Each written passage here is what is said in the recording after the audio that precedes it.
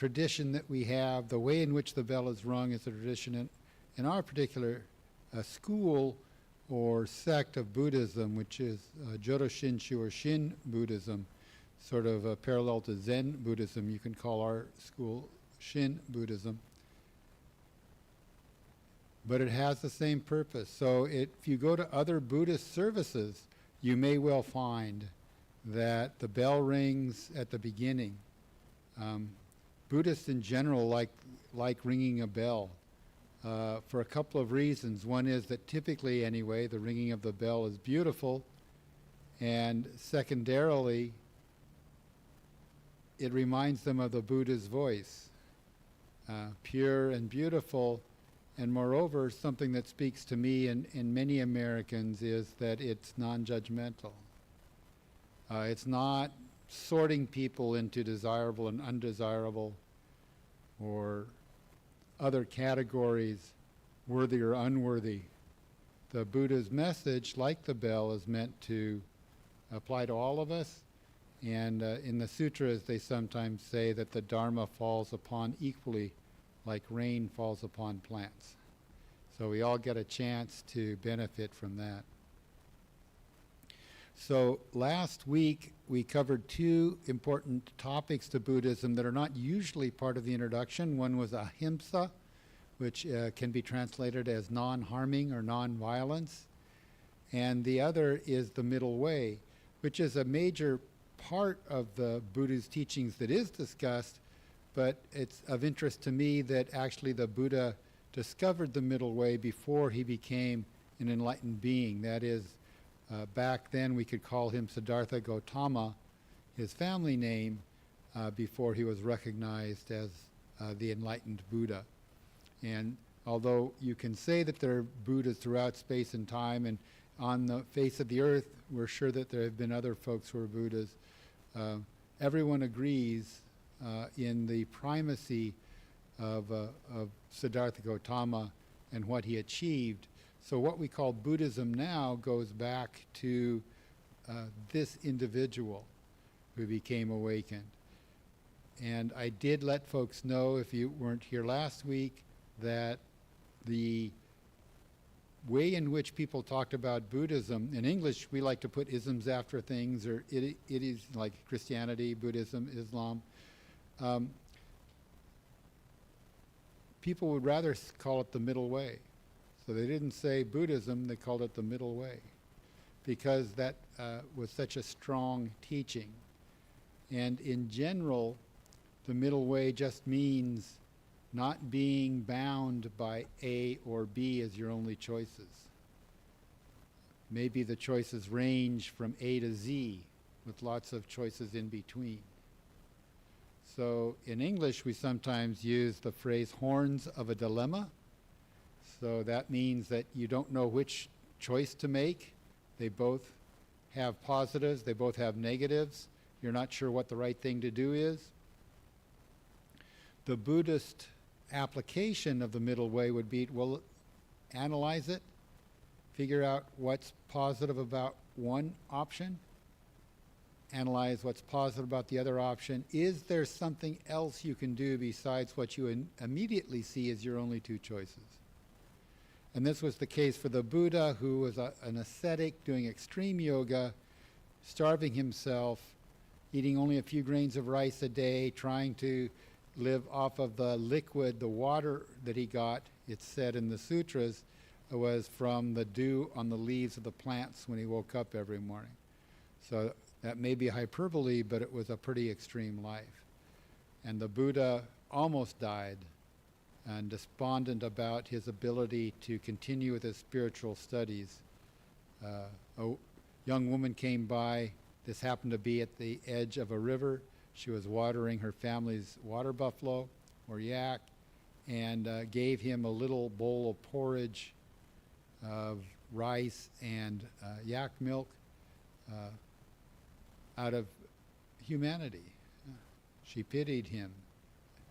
And the Buddha was refreshed, and he realized that there might be a difference between living high, again, English phrase, high on the hog. He was living a great life as a prince of a small principality, Kapilavastu, in what is now current-day Nepal, and the life of an ascetic.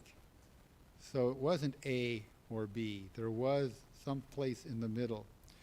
What the middle way does not refer to is simple compromise, because that loses the genius of the middle way as a spiritual teaching.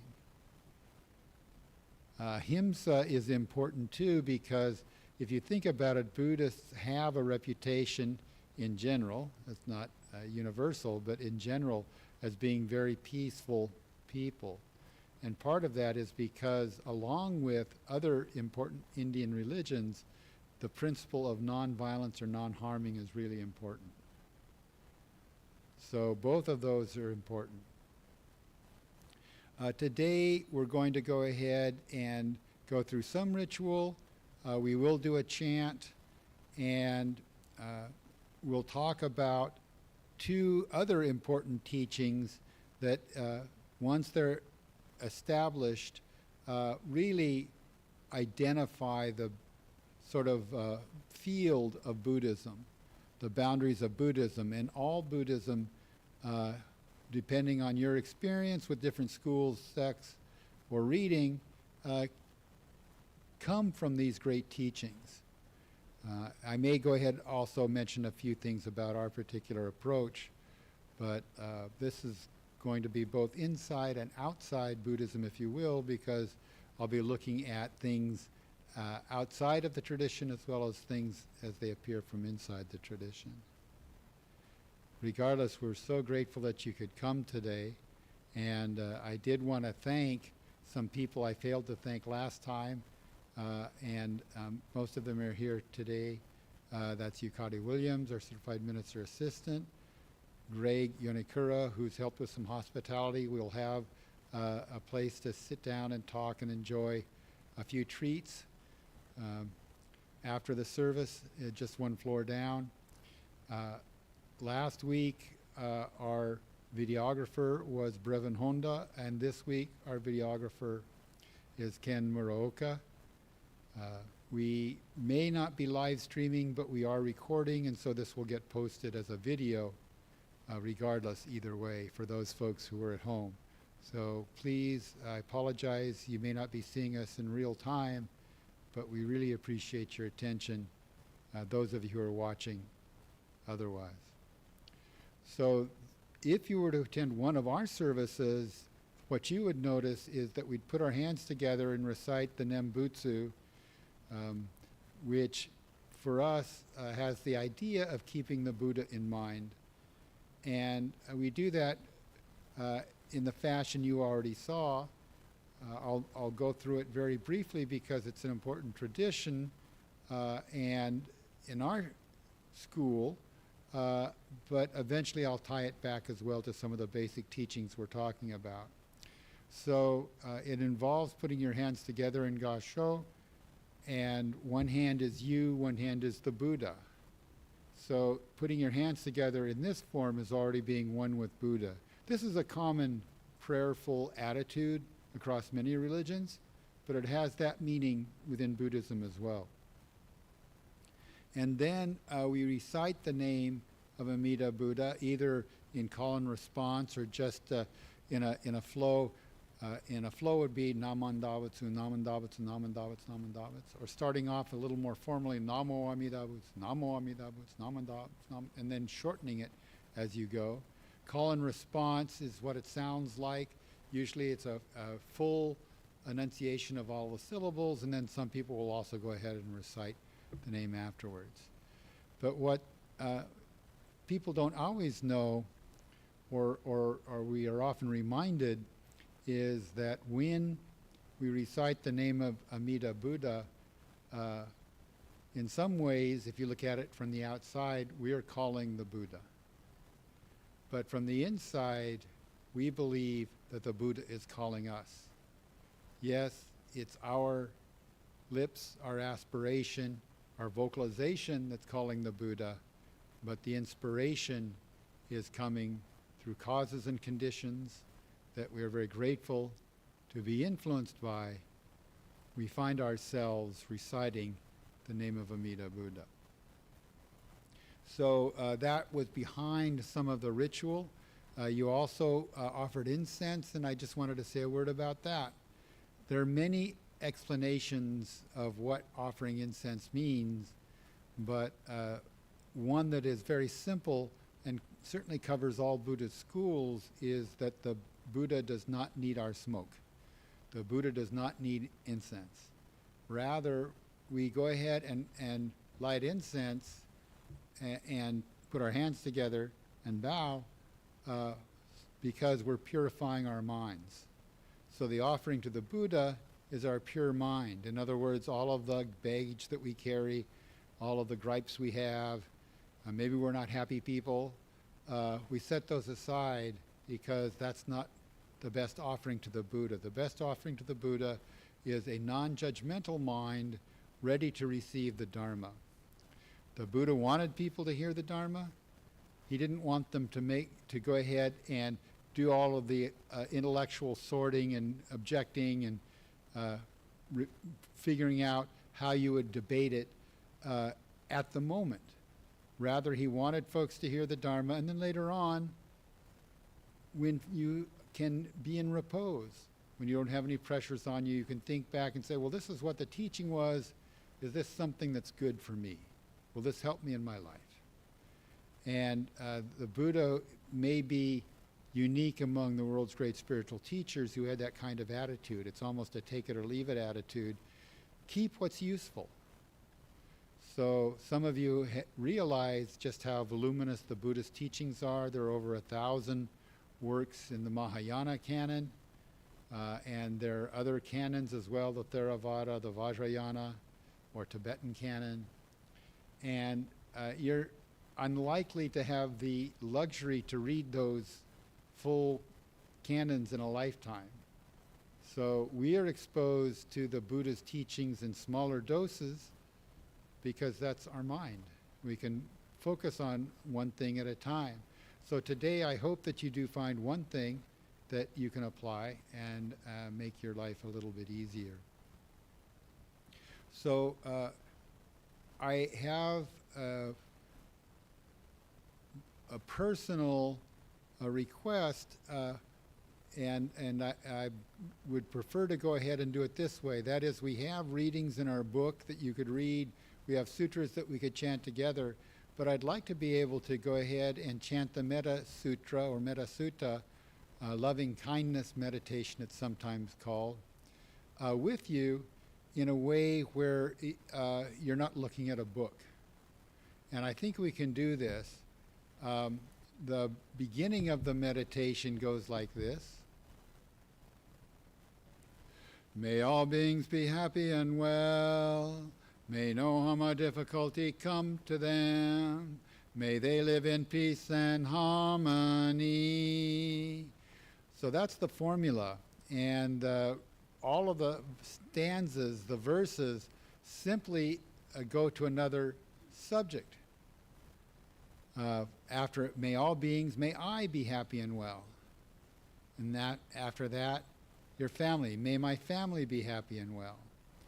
And our minds are able to go ahead and change the pronouns later. So if it's a plural, we go to them in the second line,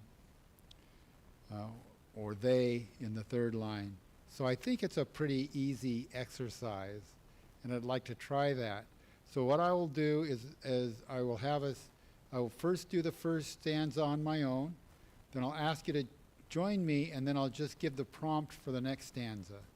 So the prompts will be things like I, family, friends, teachers, strangers, and even enemies before we go back to all beings.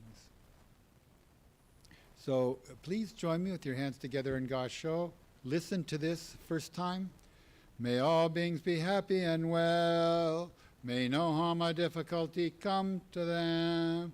May they live in peace and harmony. And join with me. May all beings be happy and well. May no harm or difficulty come to them. May they live in peace and harmony. May I be happy and well. May no harm or difficulty come to me. May I live in peace and harmony. My family. May my family be happy and well. May no harm or difficulty come to them. May they live in peace and harmony. My friends. May my friends be happy and well. May no harm or difficulty come to them. May they live in peace and harmony. My teachers. May my teachers be happy and well. May no harm or difficulty come to them. May they live in peace and harmony. Strangers. May strangers be happy and well. May no harm or difficulty come to them. May they live in peace and harmony. Enemies. May my enemies be happy and well. May no harm or difficulty come to them. May they live in peace and harmony. All beings. May all beings be happy and well. May no harm or difficulty come to them. May they live in peace and harmony. And please, those of you who wish, join me in reciting Amida Buddha's name. Namo Amida Butsu. Namo Amida Butsu. Namanda Butsu. Namanda Butsu. So thanks for that. That you've already done 2 major rituals. You've offered incense, and together we've chanted an important sutra.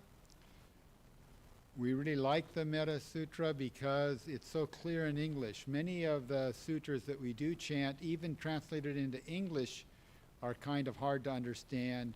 So for various reasons, we tend to chant them in the language in which we've received them. Most of the sutras we chant are in a kind of Chinese. We call it Sino-Japanese because it's using Japanese pronunciation applied to what were originally Chinese sutras brought over with the transmission of Buddhism from China through Korea to Japan. So today, we're getting right down into the middle of it. If you read almost any introduction of Buddhism, they're going to talk about the 4 Noble Truths, and the first Noble Truth is pretty heavy. So I have some comments about that. But what I only learned much later is what the word noble is doing there. Yes, the Buddha himself grew up in a principality where he had some nobility. It was sort of a combination of royalty plus republic. That is, you could get voted out of being the king or prince of the republic, but even so, the Buddha was very successful later in his life, in part because other kings would see him since he had been royalty himself. But focusing on this particular topic, what does the word noble mean? In the translations, they use the word noble not because of nobility in the sense of aristocracy, kings and queens, but noble in the sense of the enlightened perspective. So the 4 truths that we're going to review are noble because they come from the perspective of an enlightened being. And likewise, the word noble applies to the Eightfold Noble Way because they come from that perspective.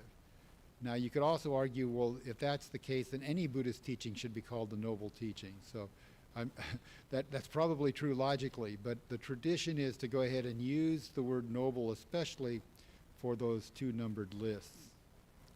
But here's the heavy thing. That first noble truth is that life is pain, life is suffering. It's often translated. And most of the time, we're not in pain, I hope. Most of the time, I hope we're doing pretty well and feeling pretty good. And one reason why there's that disconnect, or at least a little bit of it sounds so extreme, is because the Buddha actually meant something broader than just pain and suffering. Pain and suffering is very heavy, but there was a Sanskrit word that they used called dukkha, D-U-K-H-A, and that encompassed things from mild dissatisfaction to that great suffering. And actually dukkha comes from a figure of speech that means the wheel doesn't quite fit the axle. So you can imagine what it would be like riding in a wooden cart hundreds of years ago, thousands of years ago, where the wheel didn't fit the axle. Wheels were made out of wood, and sometimes they got carved well and sometimes not. So as you were going along, you'd always get jounced around. In fact, one of the scholars in our tradition identifies a mark of existence as being that life is a bumpy road. So although we may be mildly dissatisfied at some times, at certain points tragedy will come to our lives. It's unavoidable. We're going to die. We're going to get sick. Those we love around us may get sick, they may get old and feeble, and eventually they may pass away. Horrible stuff. In Buddhism, the Buddha's approach was very unusual, because instead of saying, well, these are the suffering things in here, here's what you do and the suffering will go away, the Buddha confirmed there is old age, there is disease, there is death. Now what? Some of you know the origin story of the Buddha that is a little bit like a fairy tale or myth, but it goes like this. The Buddha was raised so that he would be protected from the harshness of the world. So he was never exposed to old age, sickness, and death. In fact, his parents took pains to maintain a youthful appearance. They dyed their hair black so that they did not show signs of aging. And in the story, one day the Buddha imposed on his driver, if you will, some of the translations call it a charioteer, which brings up wrong images, but there was somebody who would drive him around if he needed to, and they went outside the the city walls that had been this controlled environment. And there they encountered a sick person.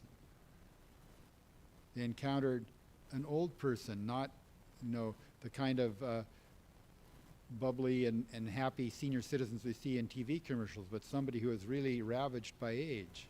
It hurt to walk. It was difficult to breathe. And finally, death. They witnessed a funeral. In those days, it was very common. It was corpse burning along the river banks. All of those things were devastating to the Buddha, who in this fairy tale anyway, in this story, in this narrative, had not had a chance to encounter those things before and deal with them. Most of us have had shocks growing up where we've realized our mortality or realized that things don't always stay the same. But the Buddha had them all happen at the same time. But then it was the fourth encounter. And in the fairy tale-like story, each of these is at a different gate of the city in a different of the four compass positions. But the last encounter the Buddha had was with an ascetic, a monk. Not necessarily, obviously not a Buddhist monk, but probably in one of the Hinduistic traditions, a Vedic tradition. And the monk was not devastated.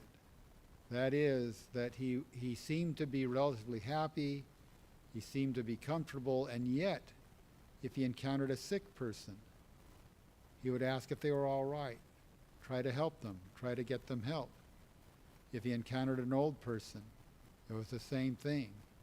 He was compassionate. He was not reduced to inability. He wasn't caught like a deer in the headlights like the Buddha felt he was caught.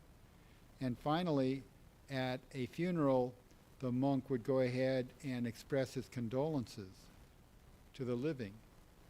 and offer a few words of compassion. So that's the fairy tale, that's the story, that's the myth, but there's truth to it in that the Buddha really wanted to help deal with these causes of suffering.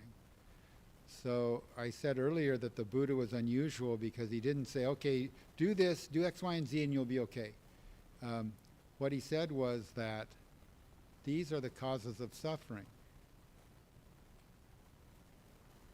Let's find out more. So the first noble truth is that there is suffering in this world. It also includes just dissatisfaction. Like you get a new game system and then the next week they bring out a newer one that's even better.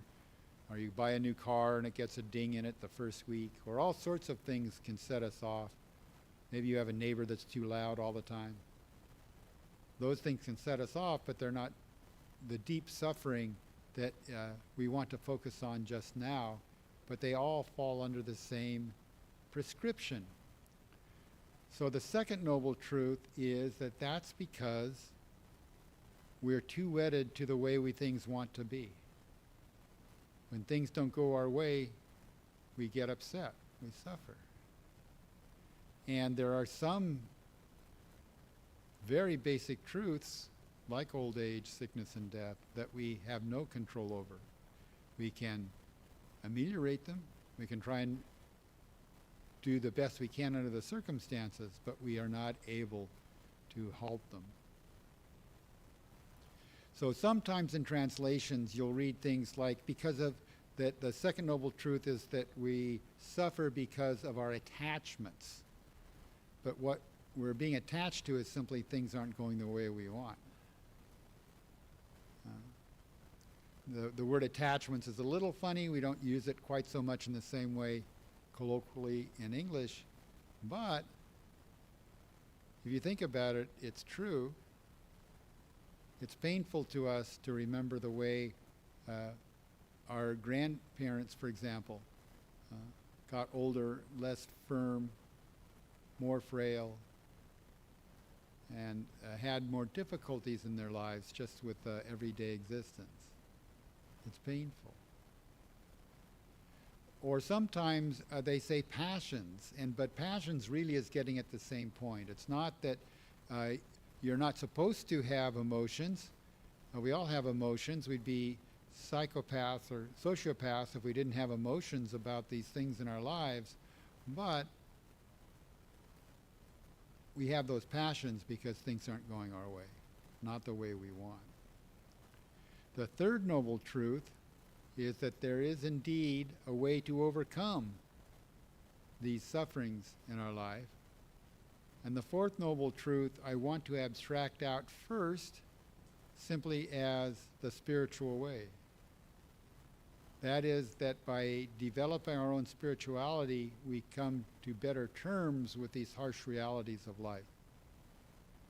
Now, the Buddha was talking in his first turning of the wheel of Dharma to a group of monastics who also were going through the same difficult practices, who were highly dedicated, and they lived 24/7 on the spiritual path. So keep in mind that while we can rattle off the Eightfold Noble Path, a little word as an abstraction covering that dimension of spirituality that the Buddha was talking about, the Buddha had very detailed practical schedules of activities, of meditations, of offerings that would help each of his followers develop better aspects or better capability within that category. The categories get translated variously, and we will talk about them more time in next week, but it's right speech, right conduct, right livelihood, right effort, right mindfulness, right meditation, and each one of those things sounds very healthy, very proper in any religion, really. But these were spiritual practices that the Buddha recommended. So beyond just saying, oh yes, so I want to go ahead and improve my speech, I want to improve my conduct, I want to improve my thinking.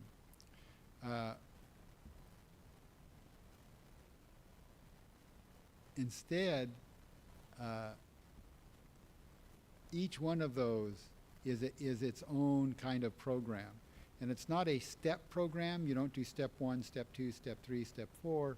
It's that they're all dimensions that if you are living a spiritual life, if you're developing a spiritual life, you need to go ahead and spend some time on. I also hasten to add that the word right in this case does not mean right in the sense of right or wrong. It means appropriate. It's right for what will help you. It's not moralistic. It really is aimed at developing these greater reservoirs of spirituality. Some of you know that there is a karmic link, and in Buddhism, karma relates to causes and conditions. It doesn't mean that things are predetermined or that good things always happen to good people and bad things always happen to bad people. It just means that there's causes and conditions, but the Buddha plainly saw there is a link between thought, speech, and action. I think in the Eightfold Noble Path it's conduct. But thought, right views, which is to get your head on straight, right thought, to think good thoughts, right speech, to make sure that you say words properly, and right action or right conduct, to make sure you behave properly. But the Buddha saw specific links across those four, and especially the second, third, and fourth, and that is that if you think bad about somebody else, you may end up saying something bad about somebody else. Or if you talk trash about somebody else, you may end up treating that person badly in a more overt fashion. So there really is a reason in Buddhism that we try and see where our mind is at. We want to know how we're doing. We want to see if there are opportunities to improve our behavior. And if you understand Buddhism, you realize to control or improve my behavior, I have to improve my speech. Before that, I have to improve my thought, and I may even have to go ahead and improve my views of the world. So there are very practical teachings in the Four Noble Truths. What I will say for today is that fourth noble truth, which in the Buddha's case was an eightfold noble path aimed at fellow ascetics and really kind of hardcore extreme practitioners. And if we go ahead and abstract it to a spiritual path, you will see how it travels through all of Buddhism. In our case, in Jodo Shinshu, in Shin Buddhism, there are a lot of things we probably could say for that fourth noble truth, but we might start by just saying, recite the Nembutsu. That's our spiritual practice. But throughout Buddhism, very often that spiritual practice will vary from school to school or sect to sect, and that's quite okay. The Buddha said that there are as many ways to become enlightened as there are grains of sand along the Ganges River Valley. In other words, countless. And what that means is that we all work out our own way as best we can. It may be within the context of one of the great traditions of Buddhism. There's no reason why you couldn't do it on your own. I personally recommend not doing it on your own just because we all need help, but also because frankly, and this is one of the strengths of our particular tradition, the Sangha is really important. That is, the other practitioners, the other folks who attend the temple, you can learn a lot from. Just by seeing their selflessness in action or seeing how thoughtful and considerate they are, it's inspiring. So we now have taken care of, or at least introduced, those Four Noble Truths. And I hope that you take some benefit from that. That is, that if you find yourself behaving badly, there may be a reason. You may be able to improve it. We're very lucky because we have tomorrow, and we have a memory. So tomorrow, if you find yourself in the situation where you misbehaved, you may be able to do better. That requires a certain mindfulness, a certain amount of thought. Even in Jodo Shinshu, where we tell folks just recite the Nembutsu, there's a lot to unpack from reciting the Nembutsu that eventually will lead us to take a look at our lives, even though we're told that we receive the wisdom and compassion of Buddha regardless of how good or bad we are. But the Buddha himself taught that just because there's an antidote,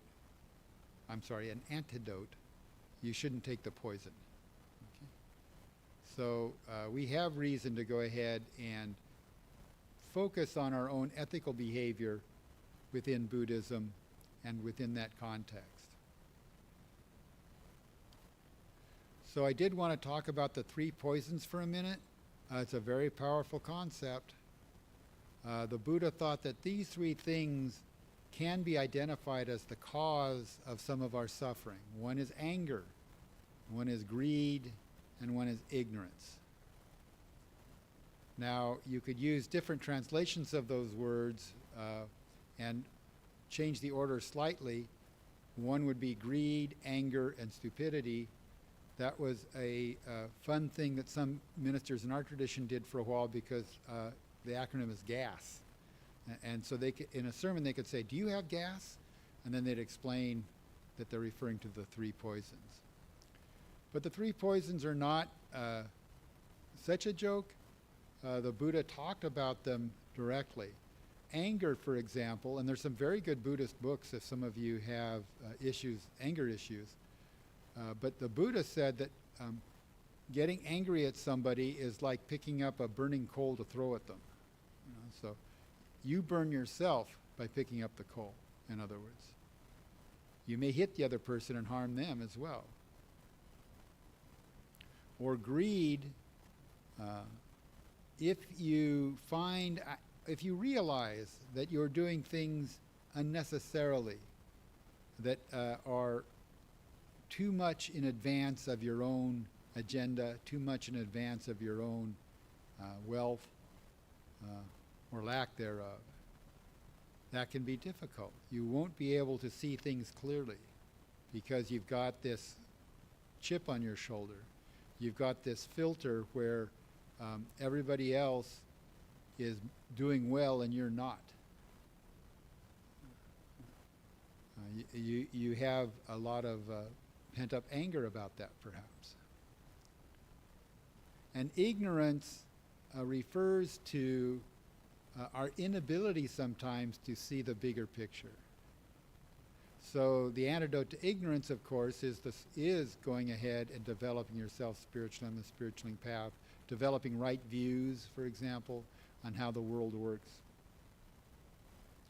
I also wanted to link, and I found this helpful when I heard the teaching, to link the three poisons to the middle way.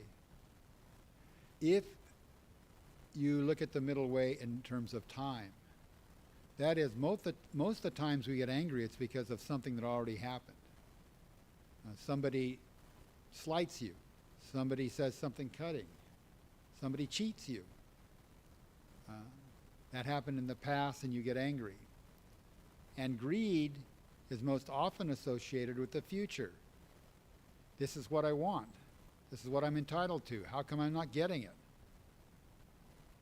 And ignorance is focused on the present. So ignorance is that you don't see how anger is affecting your behavior. You don't see how greed is affecting your behavior. But if you're mindful in the present moment, that can begin to reduce your own ignorance about yourself and your situation.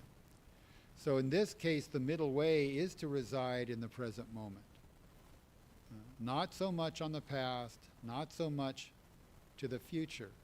And this is where the concept of attachments is very helpful. We all get angry, we get upset, we're human beings after all, but we don't hang on to it. You want to develop in yourself the capacity to identify, well, you know, I felt pretty bad about that. Is there something I can do different next time so I don't even feel so bad about it? Or can I learn something from why somebody treated me that way? Maybe they're going through something pretty bad themselves. Instead of focusing on and cherishing your own sense of injustice, you can go ahead and focus on the present moment to see how it's affecting you right now, and maybe even get a little distance from that attachment. So that's why I'm not crazy about the translation of the Second Noble Truth, that the cause of our suffering is because of our passions. It makes it sound like you shouldn't have any passions at all. And that's not what the Buddha is getting at. The Buddha is getting at, in my view, just don't attach. Understand that tomorrow's another day. You may see things differently. Maybe you'll learn the person who treated you badly just went through something awful himself or herself. Maybe you'll understand tomorrow that you misinterpreted everything entirely. We're not omniscient. We don't always know the whole truth. So you can apply the middle way to the three poisons and focus on ignorance as the best way to deal with anger issues or deal with greed issues. And it's a useful teaching. When I was a kid and first got diagnosed with nearsightedness, I think I was in 5th grade, 4th grade, or 5th grade, the first time I got a pair of glasses, everything was distorted and the sidewalk came up to me in a big, almost a bubble. And I really enjoyed that. So that was my first experience in living in the present moment because it had a new view to it. In any event, living in the present moment, understood in terms of the middle way, does provide us an opportunity to deal with what the Buddha saw as some of the three poisons. So let me just check 1 minute.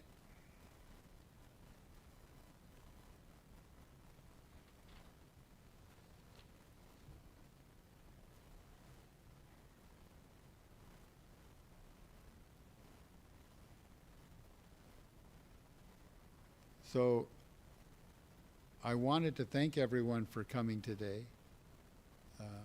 The original teachings of the Buddha are very helpful, and some of us who are in the Shin Buddhist tradition may sometimes not appreciate them only because they're not always focused on directly. But I'm speaking now to my fellow Sangha members that Shinran Shonin, the founder of our particular sect, considered himself a disciple of Shakyamuni Buddha.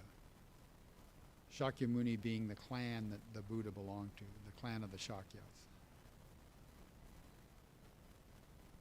And that we can relate aspects of our tradition to the original teachings of the Buddha. I've already implied or suggested that the fourth noble truth, we don't do the Eightfold Noble Path, but we do focus on the Nembutsu for spiritual development.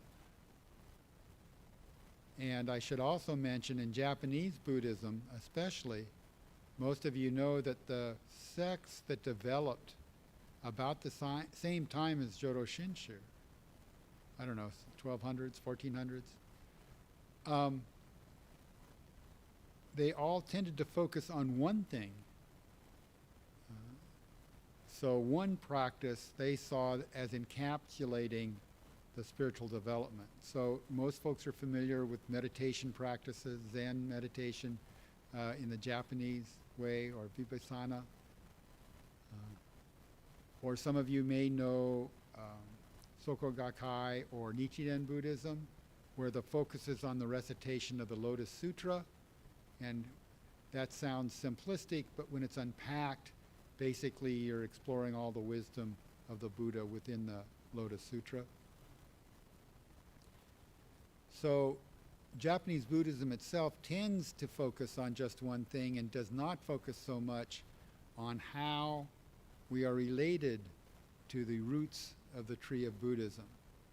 I liken our tradition, Jodo Shinshu, as a flowering on a top branch.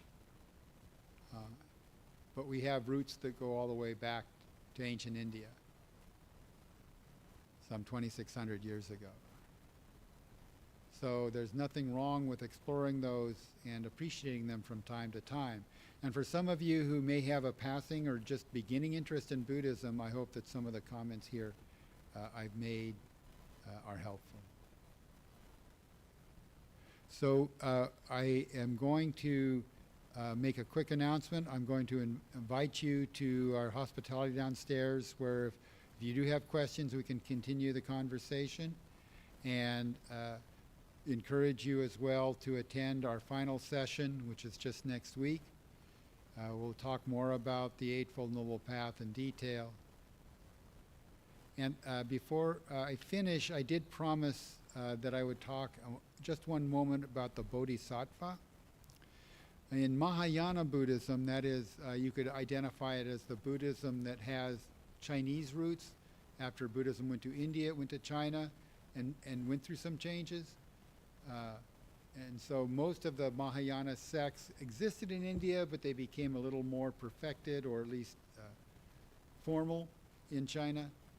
That they all identify the Bodhisattva as a very useful concept. The Bodhisattva, one who is about to be enlightened and waits until other people are enlightened. That is, my goal as a Bodhisattva is to make sure all of other people are enlightened before I complete my process. Very powerful concept. It is not the same way in Theravada Buddhism, the early Buddhism we're talking about, where you might read about arhats who are perhaps enlightened beings, but not to the same degree as the Buddha. But the concept of Bodhisattva didn't have the same focus. In Mahayana Buddhism and Vajrayana Buddhism, the Bodhisattva is an ideal. So we don't wear name tags saying, I'm going to be a Bodhisattva, but ideally we get some sense of the desire to help other people while remaining modest about our own achievements within Mahayana. And that's certainly the case within Jodo Shinshu. So at this time, I once again want to thank people who helped today.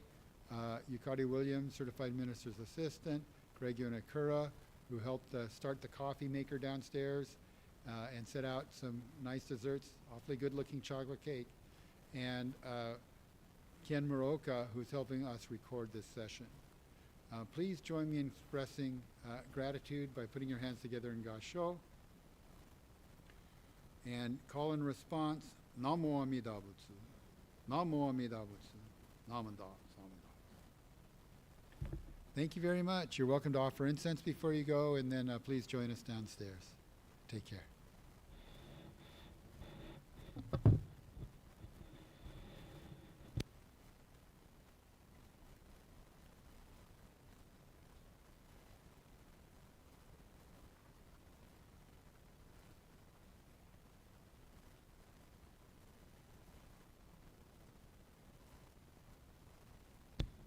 So I just got the good news that the live stream did kick in a few minutes after we started. So again, thank you all of you from outside who joined us. Thank you.